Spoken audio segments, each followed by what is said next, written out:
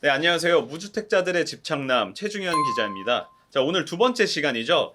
우리 무주택자들의 꿈, 매매계약서, 매매계약할 때 주의해야 될 점들을 알아볼 텐데요. 설렘도 크고 처음 계약이라 당황하고 그러는 경우가 많은데요. 그래서 오늘도 모셨습니다. 법률사무소 기린 대표 변호사인 최은영 변호사님 모셨습니다. 안녕하세요. 안녕하세요. 네. 오늘 또 귀한 시간 내주셨는데요. 네. 오늘은 저희 매매계약서에 대해서 한번 좀 살펴보도록 네. 하려고 해요. 네. 그래서 첫 번째 일단은 집을 계약을 하려면 일단 내 예산에 맞는 집을 찾아야 되겠죠. 그렇죠. 내 집을 찾았다면 우리 앞서서 얘기했던 부동산의 가장 중요한 등기를 항상 확인을 해야 되겠죠. 등기부등본 네. 확인을 하고 여기서 이제 근저당 설정이라든가 가압류가 있다던가 맞아요. 예를 들어서 이 집에 대한 빚이 네. 이걸 담보로 누군가가 돈을 빌려서 은행이나 뭐 다른 분들한테 뭐 잡혀 있는지 네. 이런 것들을 꼭 확인을 하셔야 돼요. 네. 예를 들어서 뭐 토지 대장상 뭐 이런 소유권 이전과 매도 책임 사항 등 이런 것들을도 확인을 해봐야 되겠죠. 네. 이제 내가 집을 사려고 하는데 그 기존 집에 이제 임차인이 살고 계신지 네네. 아니면 그렇죠. 월세 형태로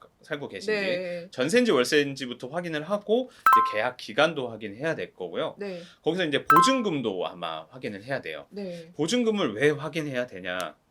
왜죠? 매매 계약서 할 때 그 매매 금액에 보증금이 일부가 포함이 되는 거죠. 계약을 그 할 때. 임대차 계약을 이제 떠안고 사시는 경우에는 네네. 이 임대차 기간이 종료돼서 나갈 때 보증금을 새로운 주인이 이제 반환해 줘야 되거든요. 네네. 네, 그래서 이제 보증금이나 임대차 기간이 어떻게 돼 있느냐, 그리고 등기부에 전세권 설정 같은 게 돼 있을 수 있어요. 네. 네, 전세 보증금을 보호하기 위해서 네. 등기부상 설정이 돼 있으면 또 굉장히 강력하게 그게 보호가 되거든요. 그래서 네네. 그런 부분들을 이제 확인하실 필요가 있어요. 네. 사실 저희가 이제 지난번에 살펴봤던 임대차 계약에서도 가장 중요했던 전세 계약 해지 최소 2달 전에 네. 통보를 해야 된다 그랬죠. 네네네. 이제 반대로 우리가 집주인이 될 경우에 네. 이 계약 기간을 확실하게 체크해야 되는 부분이 있어요. 네. 그러니까 예를 들어서 임차인이 이제 계약 기간 6개월에 남았다면은 임차인에게 이제 계약 갱신 거절을 통지했는지 네. 그 기존에 있었던 네네. 이제 그것도 확실히 체크를 해봐야 되고요. 네. 왜냐면 내가 들어가 살려면 네. 임차인이 나가줘야 되니까 네. 당연히 그걸 체크를 해봐야 될 거고요. 네.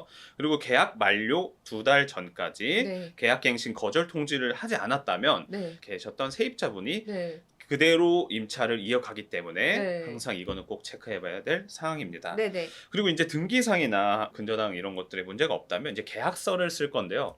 이 계약서를 쓸 때 우리가 어떻게 써야 되는지 몰라요, 사실. 네. 우리 무주택자들 아, 이 네. 첫 설렘을 안고 계약서를 아, 쓰러 네. 이제 부동산을 가는데 네. 잘 모르죠. 네, 네. 그래서 저희 변호사님께서 네. 이제 하나씩 짚어가면서 설명해 주실 겁니다. 네네. 계약서 쓸 때 네. 뭐가 있을지 내용들이 좀 네. 부탁드릴게요. 네네. 일단 부동산 매매 계약을 쓰실 때 굉장히 이제 설레고 신이 나고 그렇죠. 네, 얼마나 저도 좋으시겠어요. 네. 네. 그래서 이제 대부분 좋게 넘어가시는 경우가 많아가지고 네, 그러시면 안 됩니다. 예, 큰 돈이 오고 가기 때문에 예, 절대 그러시면 안 되고요. 이제 부동산을 보통은 끼고 예, 네. 중개업소를 끼고 그렇죠. 매매 계약을 아마 체결을 하실 거예요. 근데 여러분 이 부동산이 매매 계약서를 작성해서 주죠. 근데 그럴 때 이 계약서를 사실은 꼼꼼히 안 보세요. 맞습니다. 기자님 꼼꼼히 보세요? 아니죠. 사실 집 구하는 그 설렘 때문에 그냥 빨리 계약해서 빨리 살고 싶고 뭐 그것뿐이죠. 그렇죠. 네. 그래서 귀찮으셔서 네, 또 뭐 귀찮기도 하고 솔직히 글씨도 너무 작고. 네, 글씨가 너무 작죠. 그렇죠. 네. 네. 그래서 이 계약서도 잘 안 보시고 그다음에 부동산 등기부등본은 이제 더더욱 안 보시고 네. 근데 그런 경우가 사실 너무 많아요. 그래서 꼭 보셔야 되는 거 그것만 제가 오늘 몇 네. 가지 말씀을 드릴게요. 네. 가장 중요한 부분이요. 돈이에요. 돈. 그렇죠. 네. 계약금이 먼저 들어가고요. 계약금이요. 네, 그리고 중도금, 잔금 이렇게 기재가 돼요. 그래서 네. 항상 계약금, 중도금, 잔금이 쓰는 란에 지급 일자를 같이 기재하거든요. 네. 그러면 그 날짜를 절대 어기시면 안 돼요. 음. 어기면 어떻게 되냐? 만약에 제가 8월 31일까지 중도금으로 2억 5천만 원을 입금하기로 그렇게 딱 써져 있는데 네네. 8월 31일 날 대출이 조금 문제가 생겨서 9월 1일 날 입금할게요. 이렇게 했어요. 그러면 상대방이 조금 이제 마음이 넉넉하지 못하시다 이러면 그래요? 그러면 계약 어겼네? 그래서 8월 31일에 입금을 못했다는 이유로 계약금 몰취. 그래서 만약에 뭐 5억짜리 네네. 집이었다. 그러면 계약금이 5천만 원이잖아요. 네. 그런데 그 계약금을 너는 계약 위반했으니까 음. 내가 계약금 몰취하고 계약 해지하겠어요. 음. 그러면 저는 5천만 원 뺏기고 그 집을 못 사는 사태가 음. 발생을 하는 거예요. 그래서 이 날짜는 굉장히 중요해요. 그래서 정말로 지급할 수 있는 날짜에 일찍 줬으면 좋지 늦게 주시는 일이 없게끔. 그래서 잔금도 마찬가지고. 그리고 이제 상대방이 계약을 불이행하면 이제 우리 쪽에서 계약금을 이제 2배 상환해라. 그래서 준 금액의 2배를 받아서 이제 5천만 원은 자기 돈이고 거기에 5천을 더 얹어서 이제 위약금으로 받아낼 수 있는 그런 효력이 있거든요. 계약서에 다 그 조항이 써져 있어요. 그러니까 사실 아까 네. 말씀하셨던 부분이 요즘에 집값이 네네. 하루가 다르게 오르고 있잖아요. 그렇죠. 사실 그래서 네. 이제 매매 계약금을 이렇게 보내놓고 네. 뭐 일주일 사이에 갑자기 집값이 올랐어요. 아니면은 뭐 네. 집주인들이 세금을 계산을 못하고 이걸 네. 했다가 이렇게 되면은 내가 양도소득세 네. 뭐 네. 이런 부분에 대해서 네. 많은 부분을 좀 내야 된다. 이래서 네. 갑자기 계약을 취소하는 경우가 있어요. 네네네. 그렇게 해서 아까 말씀하신 대로 계약금 보냈던 거에 위약금까지 얹어서 네. 계약을 하시려는 분한테 네. 되려 네네. 돈을 더 드리고 네. 계약을 해지하는 경우도 좀 종종 있다고 하는데요. 그렇죠. 네. 그런 부분도 항상 주의해야 되긴 할 것 같네요. 네. 계속 그럴 수 있는 건 아니고요. 네네. 이게 중도금 지급하기 전까지만. 중도금 지급 전까지. 네. 다만 그냥 해. 해지할 수 있는 게 아니라 계약금을 2배를 주고. 그렇죠. 예. 근데 이때는 이제 매수인이 아무 잘못이 없어도 계약금만 2배로 주면 해지할 수 음. 있다. 근데 중도금까지 제가 줬어요. 네. 그럼 그 이후에 그렇게 할 수 없어요.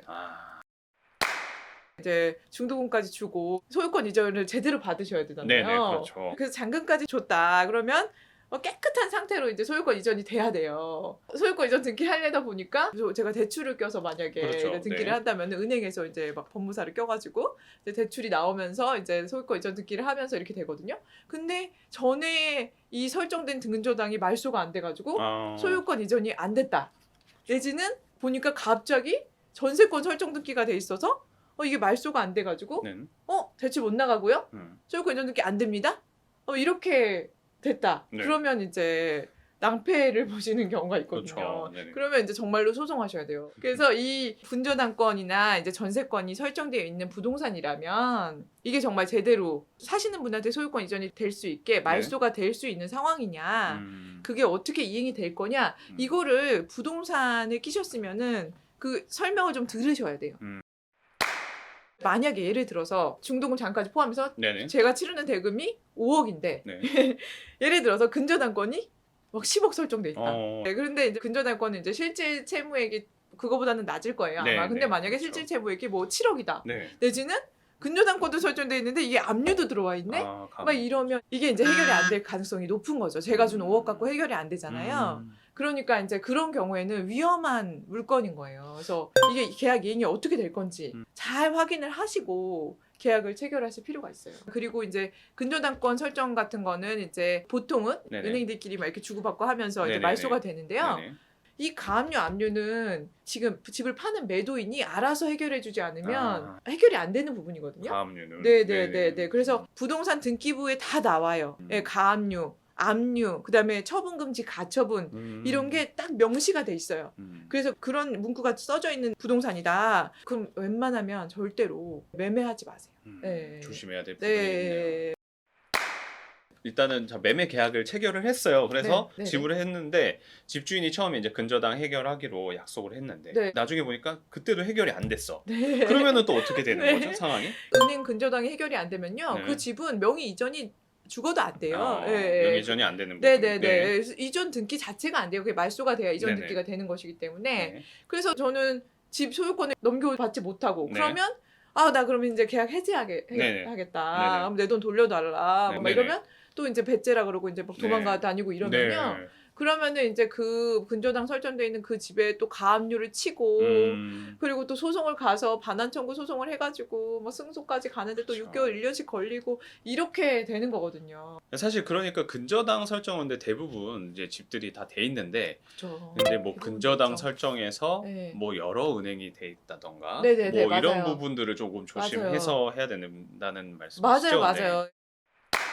자, 그러면 우리가 이제 매매하고 나서 네. 집을 들어갔을 때 네네. 좀 하자 있는 경우가 있잖아요. 예를 들어서 요즘에 뭐 컨디션이 되게 안 좋은 집들이 있어요. 그쵸. 같은 아파트더라도. 누수. 네. 누수도 있고 네. 뭐 여러 가지가 있겠죠. 네, 노후 네, 아파트들이 많다 보니까 네네네. 그런 부분에서는 좀 어떤 방법으로 해결을 할 수 있을까요? 네. 일단은 집을 이제 사셔서 처음에 이제 볼 때는 괜찮았죠.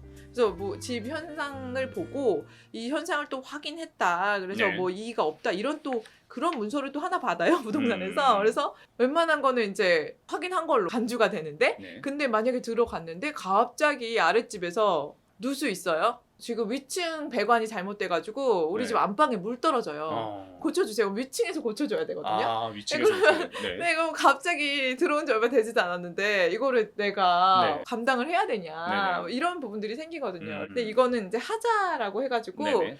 매도인의 하자 담보 책임이라는 게 있어요. 음. 이거 집을 팔고 6개월 내에 알 수 없었던 부분에 대해서 심각한 하자가 발생하면 그 부분에 대해서는 이제 매도인이 고쳐줘야 돼요. 네, 네, 매도인이 네. 오히려 네, 고쳐줘야 네, 되는. 네. 그거는 네. 뭐 따로 계약서상에 적는 건 아니고 네, 적혀있지 않아도 그거는 청구하실 수 있어요. 하실 수 네. 있는 부분이고. 근데 네. 만약에 이 아파트에 있어서 뭐 이 부분에 대해서는 특별히 매도인이 조금 보상금을 주기로 했다거나 네네. 그런 부분들이 특별히 있다면은 당연히 특약사항으로 쓰시는 게 네. 맞습니다. 네, 오늘 부동산 매매 계약을 체결할 때 이제 가장 중요한 것들을 찾아봤는데요. 네, 등기를 먼저 잘 살펴보고 네. 거기에 대해서 이제 근저당 설정이라든가 압류, 가압류 네. 뭐 이런 부분, 네. 그리고 세입자가 있는지, 기간은 얼마인지 네. 뭐 이런 부분들을 정확히 체크를 해서 네. 피해 당하는 거를 이제 방지를 할 수 있을 겁니다. 네. 저 오늘 또 귀한 시간 내주신 최은영 변호사님, 네. 저 오늘 마지막으로 한 말씀 부탁드리겠습니다. 네. 짧은 시간에 네네. 이제 계약서 관련해서 이제 중요한 거 말씀드렸는데요. 다음에는 좀 피해 사례 위주로 네. 더 자세한 내용들을 좀 보충할 수 있는 네, 시간을 또 만들면 좋겠다라는 생각을 했습니다. 그래서 오늘 초대해 주셔서 네. 너무너무 네 감사드립니다. 오늘 시간 내주셔서 너무 감사하고요. 네. 저희 우리 구독자님들이나 이게 시청하시는 분 중에 혹시 이런 전세 계약이라든가 뭐 매매 계약에서 피해 당했던 사례가 있고 아니면 혹시나 궁금한 사항이 있으면 댓글이나 메일로 그런 내용들을 보내주시면 저희가 확인해서 답변해 드리도록 하겠습니다. 지금까지 매매 계약 확인했는데요. 이제 다음 시간에는 아까 변호사님 말씀하신 것처럼 이제 피해 사례 등 이런 것들을 확인을 해서 한번 찾아뵙도록 하겠습니다. 네, 지금까지 저 무주택자들의 집착남 최중현이었습니다. 최은영 변호사님 감사합니다. 네, 감사합니다. 감사합니다. 네.